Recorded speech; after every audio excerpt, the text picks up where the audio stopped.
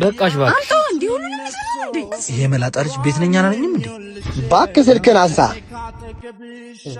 አቡ ያዛ የሆነ ልጅ አይፋታኝም እንዴ? ሜጃ ሲያጣ እኮ ነው የሚደውልልኝ። ከልብ ነው ዮናስ?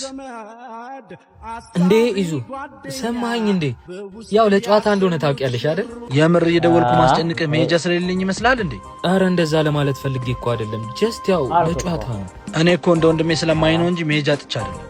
አረ ይዙ እኔም እኮ እንደው ብዙ ነገሮችን ስትልም ይሁን ስታረግ ለመጨረሻ ጊዜ እንደሆነ አስብ። ይዙ መሄጃ እንዳለኝ ማወቅ አለብን።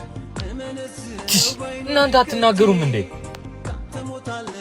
አይ አንተ ለመጀመሪያ እንደዚህ አይነት ያ ጃኬት ሲያምር በእናትህ 1000 ብር ካለስ 1000 ብር? ኧረ እናት ዘረዘ የለኝም እኔ። ስሚ እስኪ ምግብ ጋብዢ።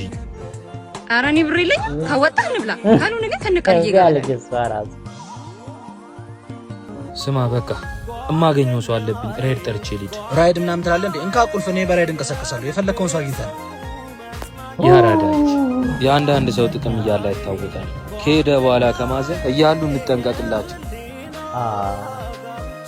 አያቸራል ጓደኛ ማለት እንደዛ ነው። ጓደኛ ማለት ወንድም በላይ